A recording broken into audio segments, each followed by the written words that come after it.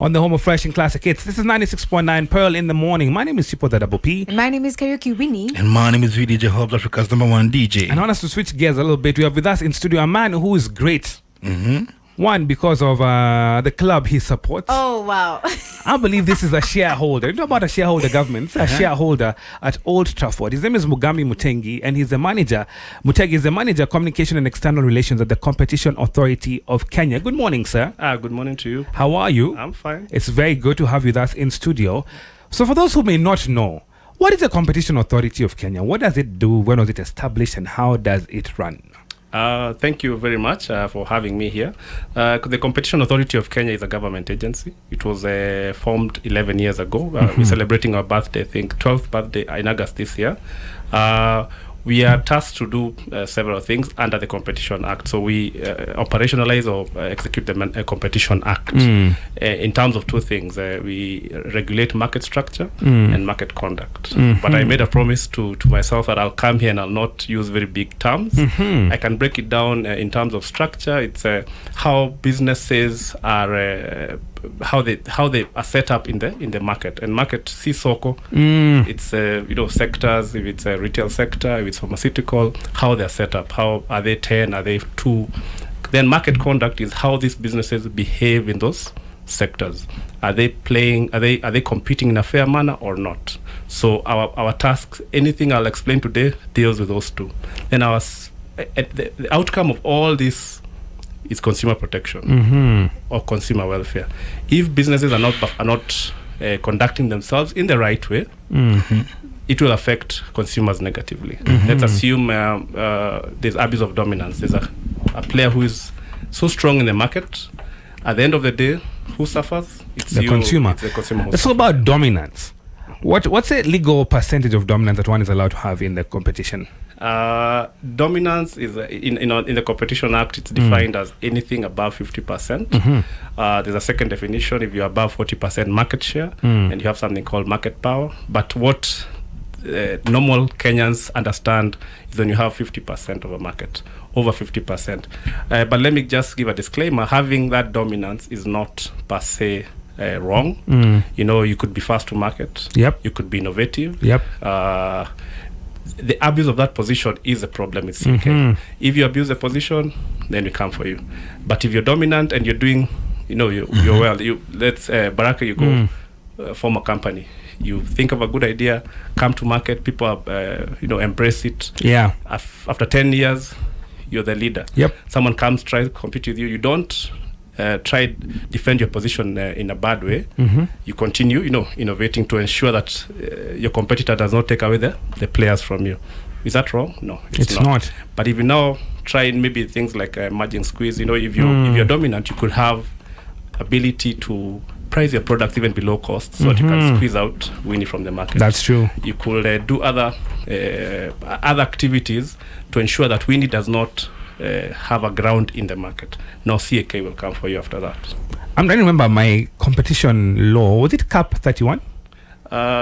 No. What cap was it? Do you remember the number? In consumer protection, it's Article 46. Article 46? Yes. Article of the Constitution, it's Article 46. It spells out the consumer protection rights. One of the rights is that you're entitled to goods and services of a good quality. If someone in a business person infringes upon your rights, you're supposed to get redress. Things about fair advertisements are there. Things. Article 46, that's what spells out the consumer protection rights, around 5 or so sections. Then the Competition Act now is more expansive. We have a department at CAK that now deals with that, but we implement the Competition Act, the consumer protection rights clauses in the Competition Act, but we also draw our wider mandate from the Constitution of Kenya. Okay, I'm just saying Cap 31 actually is sales of good acts, so I got that a bit mistaken. But where's the role for willing buyer, willing seller? If I want to have, say we all have a phone company, right? Yep. So Hobbs has a yellow phone, Winnie has an orange phone, and I have a red phone, right? And that's the name of our companies. But Winnie, who's the cutest of all us, has competition and she has great dominance in the market. And we all have the same phone, but she decided to price hers at 3K. And ours, we can't get down to that price because we won't make any money. Isn't there a case of willing buyer, willing seller? I would have to go back in history. In the mid-90s, our economy was controlled, so the government would set prices for various commodities. Later on, the late President Kibaki's government, they decided, you know what, let's go the free market route. Free market route is basically what you're talking about. Let demand and supply, things we were taught in commerce in high school, let that dictate the prices of goods. Okay, so in that instance, if Winnie decides to price her products at 3K, fine. Mugambi will choose Winnie for whatever reason. Whether it's the type of product she's selling, whether it's the pricing, whether it's there's some services, same service, but in terms of what's it called? One doesn't work all the time. Availability of the service. Such things determine where you as a consumer will go. That no one should come and tell you, know what, this is what you should buy, this is the price you should buy at. At CAK, we don't set the price. We ensure that the demand and supply forces are the ones that dictate the prices. Anything that comes to affect that, cartelization, people who form groups and say, you know what, we're going to be pricing our products at this amount, we come in there. You said a very important word that Hobbes holds dear, cartel. Yes, cartel. And how cartels are thriving in this country. Very true. Kenya, let's talk about the developments you've made in the last 12 years. You say you have 4 departments at Competition Authority? Yes, we have 4 technical departments. Technical departments. So it's basically the departments that oversight the Competition Act in terms of, the specific clauses. The rest of us, communications, support department. But the guys who actually do the work are 4 departments. I can quickly run through them, then maybe we can concentrate on consumer protection. There's mergers and acquisitions department. So this is about the departments that deals with 2 companies when you want to merge. When Pearl Radio, for instance, wants to go and buy another company, you can't do that without coming to the authority to seek approval. Why? Yes, a good question. People keep asking, willing buyer, willing seller refers. If your combined turnover or sales or assets of the 2 entities is above 1 billion, then you're significant enough in the market to cause to distort competition. Okay. So if you're a small entity, you're 2 kiosks, no problem. But if your combined assets or turnover is above 1B Kenya shillings, you have to come to us. We'll analyze the transaction. Then if it affects competition negatively, there are some mitigation factors, that we can put in place between Pearl and someone else. That you allow. Fine, you merge, but do 1, 2, 3, 4 things. Then you also check how it will negatively affect. Maybe you have SMEs who are customers. We can put some clauses, some requirements there that you have to adhere to. So things like all sectors. You're not a sector specific. So I can tell you things like there was a merger transaction that never went through. Airtel Telecom, the KCB and BKs come to mind, and there's some have gone through though. Many go through. Yeah. So some of those have gone through. I'd like to believe are NIC and NCBA to form NCBA. NCBA. There's Tuskys, Ukwala. Tuskys purchased very long ago. Tuskys purchased some Ukwala stores. Still have to come to us, but if you're below the 1B mark, more or less, just go ahead. I mean, we're not 900 million, so I guess that doesn't affect us too much, but go on. Okay, the second department is enforcement and compliance, which, as you said, Hobbes likes things about cartelization. About cartels. Yes, cartels. Yeah, he wants to fight them with everything in him. Yeah. Why not? So cartels are businesses who, instead of competing, decide to sit in a hotel, meet in a golf course, and set prices, set discounts for consumers. So, for instance, you, Baraka, you're going to buy, one product in a shop, 2 competitor products. So you would assume that, these guys are in the market, they innovate, they bring a new product, they'll price their products differently. So you're doing window shopping. You don't know these guys met last week and decided, 700 shillings per kg is the price. So what you're doing is more or less, I don't know the word. But again, Mr. Mutegi, willing buyer, willing seller. Why are you dictating the price of what my product is going to be? No, CAK does not dictate the price. I am saying the businesses. Let me use an example of a case we handled. Okay, for 3 years or 4 years ago, we penalized 4 paints companies 66 million Kenya shillings for being in a cartel. Okay, so these companies, the major companies in the country, had were setting prices of the paint products. They were increasing the paint products prices in concert. They were sitting together. They say, from November 1st, the price of a kg of paint is this. Discounts for suppliers taken to Kisumu is this. That, to you, the consumer, is not right. Okay, these guys are, at the end of the day, this setting of prices is to their own benefit, for profit seeking, not to help you. So if they compete, okay, they'll innovate. The prices will be determined by competition. Okay, go back to the basic economics we talked about, supply, demand. Okay, these guys are coming in to distort supply and demand. So at the end of the day, who suffers? It's The you. consumer. The consumer is the one who suffers. I'm with you on that bike, but still, I mean, if you don't want my paint and you don't want our paint, go and get other paint. Fine, that is true, and that's what I'm saying. I agree with you totally. The problem is at the back end, these guys, you're being hoodwinked to think that All of them have sat together. they've sat together. Okay, cartels are not pro consumers. Cartels are not pro good prices. And so you're Cartels- there to protect the consumer. Yes, we're there to protect consumers. So these guys are doing wrong by you, the consumer. We want them to not talk, don't share any sensitive strategic information. If you go to the market, do your research and see that people want a product of this type, Winnie will go and make that product. Yeah. Then I'll go and choose. But at the end of the day, if people sit down and decide the prices, they are not motivated to do anything to help you out. True enough. That department, before we go to consumer protection, is one called Buyer Power. Buyer Power is a bit new, came in around 4 years ago. Buyer Power speaks about where there's a supply of a product, supplying to an entity or a company that is very strategic for their survival. I can give you an example, but does not say that the entire department deals with retail. For instance, you're in the retail sector. Baraka, you're producing honey. I am producing honey. Okay. I am, yeah. I guess so. You look like a honey man. You look like a prophet. So you're producing honey, and remember, Winnie also produces some other brand of honey, same as he. Yeah. So you by the virtue of fact that the retailer, who perhaps is the biggest in Kenya, let's assume biggest in Kenya, 100 stores, they're dominant. Okay. Yeah. So getting in there for you is very strategic.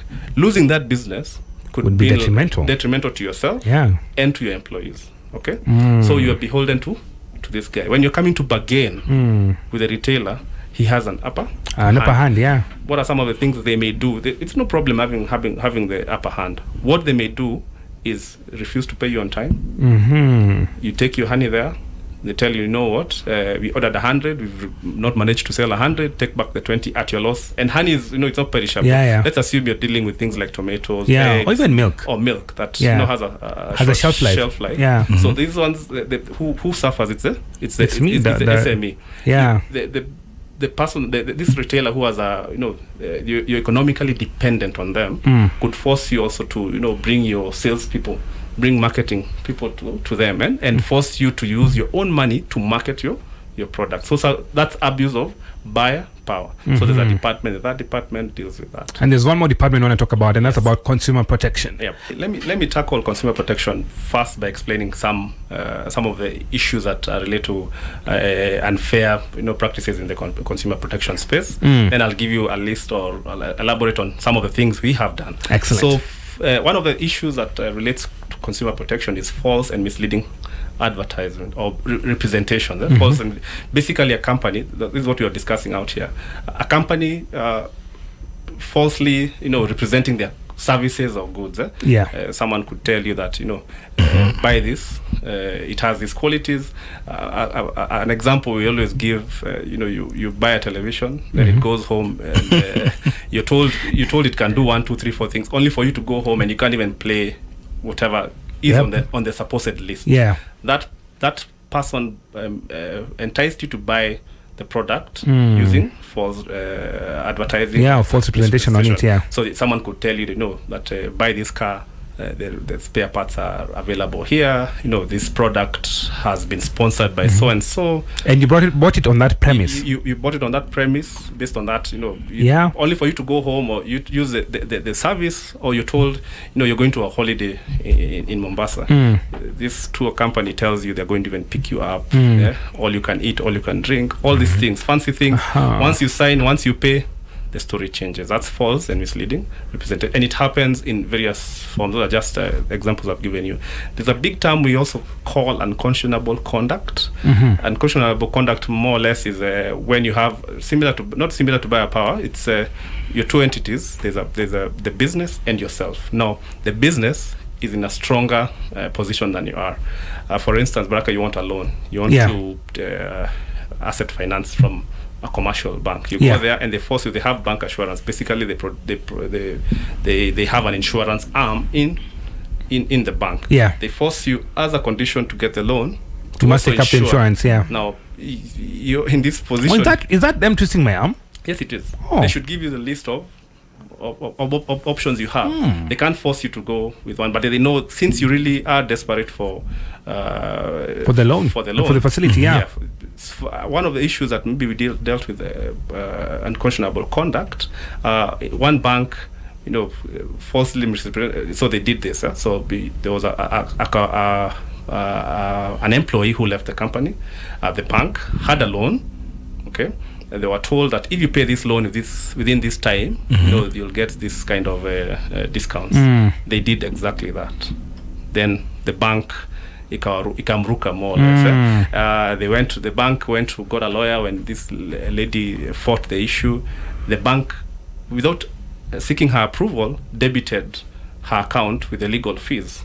So the bank is using their position. They have access to your account. They do. So she just sits. She's just so ting ting. Money has been deducted from you. Has left. Wow. And this whole circus was around 1.4 million Kenya shillings. Ooh. So we ordered the bank to refund her. That's unconscionable conduct. Basically, a business using their position, their power to disenfranchise you. Okay. Lastly, before you go to some of the interventions, there's something called product information standards. You buy juice, you buy edible oils. At the back, there's the ingredients there. There's a weight of the product there. Okay. That one is touchy. Because there's a buy bread and want to go and wait. Is this really 400 grams? I feel like the 400 grams has changed in weight. So if some of these issues, they're falsely. So that 400 when it's actually 380. That's false and representation. But these product information standards have been set by KEBS. Okay. That you say that your product has 1, 2, 3, 4 things. For these days people are very health conscious, so they really want to know what is in what the products they're consuming. So you have to have them there. If you don't have them, we can penalize you. Okay. If you don't have a list of the ingredients and the composite. Yes. Oh, really? So, we can penalize you based on. In concert, we'll go and work with KEBS and then check what should have been there. What you're not observing, then we can penalize you. One of the things I see a lot, and you mentioned juices, is that some of them say they don't have artificial sweeteners. If there's a way that I could prove that they actually do have artificial sweeteners, yeah, because they do. Chances are Because some of them is like, is there a way we can address that? 100% healthy. Have you gone to a restaurant? You ordered a chapati. Then they are so clever. They don't bring the chapati in full, in slices. So I know where you're going with this. ukipanga hizi slices Are they adding up? haikui round. But I hope the women actually done the kupanga. I'll go to it's a nice segment or time to segue to the actual interventions, because one of them is in juices. But with when it comes also to the slices, we did something in bread. The bread manufacturers were falsely representing. Some of them were saying they have these ingredients. They were saying they have butter, they have, but they don't have. Okay, they were not printing they were printing a sell by date as opposed to best before. If you're told sell by date, you don't know if but I get break you. that down. What's the difference between sell by date and best before? Sell by date, you're told sell by date by Saturday. Okay? By the 4th. By the 4th. Does that really tell you if that bread is good to consume? Definitely not. So I think that what I've made to understand. But if you go check right now, we force the bread manufacturers to put the best before date on the wrapper, and it should be very no, I get it. There's one who's misbehaving. I won't mention them. But there's one who's misbehaving. bring them to us after. What are talking? What are you? Radio shuke chini wewe. There's one who's misbehaving. There's one who's misbehaving. Wewe. Yeah, so some of these bread, they were not observing those product information standards. They were not even printing. Some of them were not printing when the actual month that this bread had been manufactured. They were putting this best before date, which is a bit, just going around the corners. Doesn't tell you as a consumer anything. Yeah. Okay. Juices, you mentioned. Juices, we did penalized some. I won't mention the name. Yeah. But if you go to our annual reports, our website, you'll find the names. The big companies that sell juices in the country. What are you penalizing them for? What have they done wrong? If you go against the Competition Act, we can penalize you. Okay. So what in particular have they done wrong? For the juices, for the juices, they were saying that a lot of sugar. No. Their products are 100% natural. Is that not what we are all saying? They've touched you. They've touched me. Surely. Yeah. If you still believe, so right now, if you we don't have the boxes to prove, but maybe 2 years ago they were saying it's complete with the all natural. Complete with a big enticing photo of a mango busting. Just to entice you to think that is a very 100%. Yes. But at the end of it, it was a concentrate. Wow. So if you check the listing right now, should be indicating concentrate if it has concentrate. Yeah. It's fully, with some elements of fruit. That's what you should say. If you suspect that that's not happening, I'll before I finish. I have his number now. I just walk around telling. I'll ask you. Pigia Mutegi simu. And let me ask you a question. Upande wa advertising, we've seen on TV 2 telcos. One is doing an advert to banish the other person. Is that a bad thing? The colors. Colors and actions.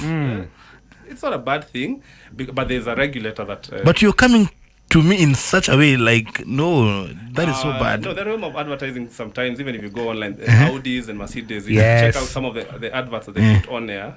Some of them are, a bit cheeky. I think that's what these companies you're mentioning are borrowing, but there's some laws that govern, okay. That. Yeah. So maybe if another example, maybe the ones that really touch us, that perhaps you didn't know what CAK did. USSD? Yes. *216 hash. Previously, before this, all apps came into that, you were so reliant on USSD. Yeah. It used to cost 10 shillings. Yep. Per transaction. Yep. We intervened and said, this is not right for the market. One player had control of this USSD market. So right now it's less than a shilling. These days, guys don't even realize. Yeah. There's one that is charging me 10 shillings now. 10. Actually, now. Mutegi, you've come. Serious? There's some people who are misbehaving. There's no problem. So now. Mimi niko na mtu wa mkate. Mimi niko na USSD. Wako na nani? Mimi I'm yet to find my culprit. I'm yet to find my culprit. Wewe watu wa Instagram online, watu wa nguo, watu wanauzia nguo. I can touch on that also. I'll go to Winnie's point. But again, USSD should be, it plays around 1 shilling or less right now. Disclosures. When you're paying for a transaction, you want to pull money from your bank wallet. Previously, you do these transactions and you don't know how much it's going to cost you. Yeah. Okay. Remember, we talked about you need the full rights to gain. Yeah. The information to gain now. Before you. Yeah. So the prior information that this sending 200k to or from your account or this or buying this token through this USSD is going to cost you 10 shillings. Yeah. Do you want to proceed? Yes. After you have the full information. Because we all use M-Pesa all the time. There's a time M-Pesa would not tell you. Yes. You just sort of like do the math of how much has been deducted, but now they didn't. It wasn't M-Pesa alone. It was all. It was everyone who was doing. Banks, all other telcos. We forced or we ordered them to remedy that. To tell the client prior. It's called in-flight. Yes. While they're making the transaction. Yes. Tell them the cost that's going to cost them. This USSD is not telling me even that. I'm telling you. I'm giving you his number once we are done.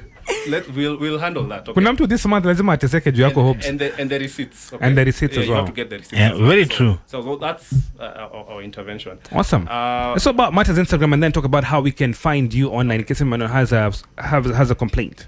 Instagram, I think there are 2 elements to it. Consumers have rights, as we've all talked about, but you have responsibilities. they are fraudsters who have found a good fertile ground on Instagram. Yeah. So fine. Go when you're going to buy. Ensure, do your due diligence. Ensure that these guys, have check who have they sold to. Are their friends who've bought from them, such things. Okay, because someone may just create an account from the comfort of their sitting room, of their bed sitter. What's a sitting room? What about the pay before, the pay prior? Because most of them are like you pay first to secure the goods, the whatever you want to buy. Fine, that's okay. But if they deliver and it's not what you ordered for, they should take it back. But not and everything. Refund. They should refund. You can either refund, they can repair the product if it's faulty. Now to pay our DM for prices. One DM for prices. One God, we need to end this, but tell us, how can we get more information, and how can we get in touch with you? CAK is based in Nairobi only, but we've made use of online platforms. You can get to us. You go to your mobile phone, search for either iOS or Android, search for Competition Authority of Kenya, download the app, register, then you can do all that. You can even take photos of the receipts from the app. There's a online platform. It's a bit lengthy, but go to our website, which is www.cak.go.ke, www.cak.go.ke. Under the e-services tab, you'll find our portal there. It's free to use. Even if you complain, Hobbs, Baraka, we won't charge you a single cent. Okay. Then just register. Then from there, if you have any issue, file with us. Lastly, second last, you can call us. We still have a telephone number, plus 254 20 277 9000. 277 9000. There's someone on the other side to pick it up. Yeah, you can be calling and no one is speaking. You can call loud right now. Okay, don't and then to Jaribu. I'm sure Damaris Nderito is listening to me. Damaris, someone is trying to call you right now. The last one you can call, you can email us on complain@cak.go.ke. List your issues, attach your receipts.